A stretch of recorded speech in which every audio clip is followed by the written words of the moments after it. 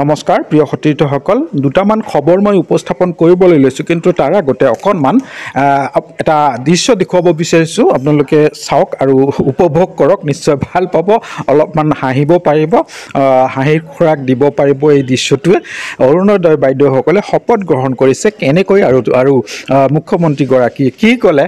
অৰুণোদয় মই যোৱা মাত্ৰই যাতে অৰুণোদয় পায় এনেকৈ ক'লে চাওকচোন প্ৰথমতে এই দৃশ্যটো আমি সকলোৱে বিজেপি ভোট দিম আৰু যি আঁচনি দিছে আঁচনিবিলাক আমি সকলোৱে পাইছোঁ আৰু ভৱিষ্যতলৈ নাই পোৱা আমি অৰুণোদয় পোৱাই নাই আমি অৰুণোদয় পোৱাই নাই বাইদেউ তই 1 নম্বৰত পাবি এইবাৰ ফটো ল বাইদেউ একদম বাইদেউ মই যাওঁ মানে অৰুণোদয় পাই যাব লাগিব তই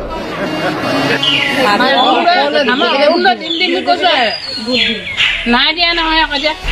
আমি সকলো গোটৰ মানুহ সকলোৱে দিম অলপ পইচাটো বেছি দিলে ভাল আৰু 10,000 বিভাগ প্ৰিয় সতীৰ্থসকল এইবাৰৰ মূল খবৰটো হৈছে গৌৰৱ গগৈক যোৰহাট লোকসভা সমষ্টিৰ প্ৰাৰ্থী গৌৰৱ গগৈক 24টাকৈ জাতীয় সংগঠনৰ পৰা সমৰ্থন জনাইছে মুকলিকৈ আৰু বিজেপিৰ তপন গগৈ কিন্তু টাটা বাই বাই দিলে আৰু তেখেতসকলৰ ভাষ্য আছে মন্তব্য আছে শুনাবলৈ লৈছোঁ তাৰ আগতে এটি ৰিকুৱেষ্ট যদি চেনেলটো ছাবস্ক্ৰাইব কৰা নাই প্লিজ ছাবস্ক্ৰাইব এটা কৰি দিব আহকচোন চাওঁ কি কৈছে এই সংগঠনসমূহৰ নেতাসকলে আপোনালোকে কি ধৰণৰ বক্তব্য বা সিদ্ধান্ত গ্ৰহণ কৰিলে না আজি তাৰিখৰ পৰা Tapan Gogoi tata bye bye আজিৰ তাৰিখৰ পৰা Tapan Gogoi tata bye bye কাৰণ বিজেপিৰ যি চুৰাইচাৰী শাসন যি হিটলাৰী শাসন তাক উফৰাই এক সুস্থ গণতন্ত্ৰ প্ৰতিষ্ঠা কৰিবৰ কাৰণে আজি শিৱসাগৰত 24টা জাতীয় জনগোষ্ঠীয় দল সংগঠন ঐক্যবদ্ধ হৈছে আৰু তপন গগৈক ৰাইজে কৈছে যে অনাগত 5 বছৰ আপুনি ঘৰতে জিৰণি লওক কাৰণ এই বিগত 5টা বছৰত তপন গগৈৰ দ্বাৰা বা বিজেপিৰ দ্বাৰা অসমৰ মানুহৰ যি উন্নয়ন হ'ল এই উন্নয়নৰ মাজত থাকোঁতে অসমৰ মানুহে 400 টকীয়া ৰন্ধন গেছটো যেতিয়া 1000 টকা দি কিনিছে 60 টকীয়া পেট্ৰল যেতিয়া 100 টকা দি কিনিছে তেতিয়া মানুহৰ মাজত নিজকে অলপ ধনী ফিলিংছ এটা আহিবলৈ ধৰিছে তেতিয়া মানুহৰ মাজত লাহে লাহে ধনী ফিলিংছ এটা আহিবলৈ ধৰিছে এইখন চৰকাৰে 2022 চনত কৈছিলে যে 2024 চনৰ আগত অসমৰ সকলোবিলাক ৰাস্তা আমেৰিকাৰ দৰে হ'ব কিন্তু আজি আপোনালোকে মন কৰিব যোৰহাট লোকসভা সমষ্টিলৈ আহোঁতে শিৱসাগৰৰ জাজি দলং যেতিয়া পাৰ হয় তেতিয়া মানুহে লাহে লাহে আমেৰিকাত থকা এটা ফিলিংছ এটা কৰিবলৈ আৰম্ভ কৰিছে গতিকে মানুহে এবাৰ তপন গগৈক সম্পূৰ্ণৰূপে বিদায় দিছে আৰু অনাগত 5 বছৰত তপন গগৈক ঘৰতে জীয়াবলৈ ঘৰতে আৰাম কৰিবলৈ কৈছে আৰাম কৰাৰ পিছত তাৰ পিছত পৰৱৰ্তী সময়ত যদি তেওঁ চিন্তা কৰে ৰাজনীতিলৈ আহক এই 5 বছৰ ৰাইজে ইতিমধ্যে বিদায় দিয়াৰ সিদ্ধান্ত কৰিছে সেইকাৰণে কৈছোঁ যে আজিৰ তাৰিখৰ পৰা অসমৰ ৰাজনৈতিক প্ৰেক্ষাপটত Tapan Gogoi tata bye by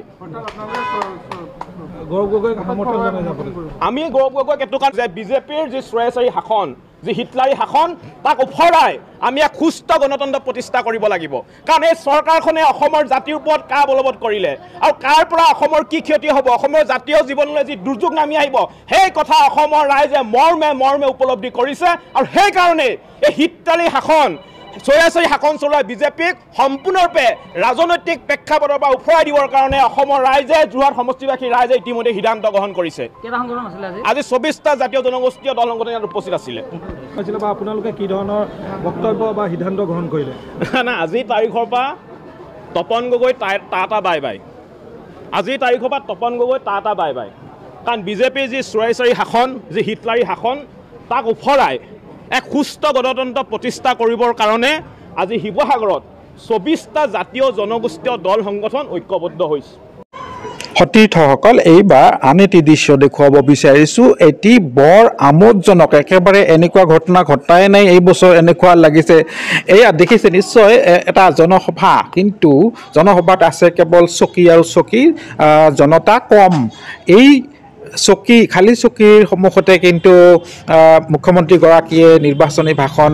the আছে য'ত এইটো ডিব্ৰুগড়ৰ নাহৰকটীয়াৰ জামুগুৰিহাটৰ ঘটনা মুখ্যমন্ত্ৰীয়ে এই চকীৰ সন্মুখতেই একদম কম জনসংখ্যাৰ আগত কিন্তু ভাষণ দি আছে আচলতে নিৰ্বাচনী প্ৰচাৰ হৈছে এইটো সৰ্বানন্দ সোণোৱালৰ কিন্তু য'ত সৰ্বানন্দ সোণোৱাল নাই আৰু সৰ্বানন্দ সোণোৱালৰ এবাৰো নাম লোৱা নাই এই মুখ্যমন্ত্ৰীৰ ভাষণত এক প্ৰকাৰ ক'বলৈ গ'লে জনতাই কিন্তু বিজেপিক প্ৰত্যাখ্যান কৰিছে আৰু এই মুখ্যমন্ত্ৰীগৰাকীৰ একেই কথা বাৰে বাৰে পুনৰাবৃত্তি কৰি আছে এইবোৰ আৰু শুনাৰ ধৈৰ্য নাই এনেকুৱা যেন অনুমান হৈছে চাওকচোন এতিয়া মুখ্যমন্ত্ৰীয়ে কি কৈছে ভাৰতৰ মানুহে আমাক কেনেকে চাব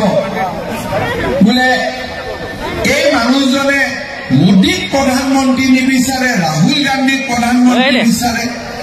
মানুহেও আমাৰ ওপৰত দুবাৰ চিন্তা কৰিব যে আমি কি বুলিনো আমাৰ ভোটটো দিলো শ্ৰদ্ধাৰ ৰাইজ আজি আপোনালোকে নৰেন্দ্ৰ মোদী ভাৰতৰ মানুহে আমাক কেনেকে চাব বোলে এই মানুহজনে মোদীক প্ৰধানমন্ত্ৰী নিবিচাৰে ৰাহুল গান্ধীক প্ৰধানমন্ত্ৰী বিচাৰে মানুহেও আমাৰ ওপৰত দুবাৰ চিন্তা কৰিব যে আমি কি বুলিনো আমাৰ ভোটটো দিলো শ্ৰদ্ধাৰ ৰাইজ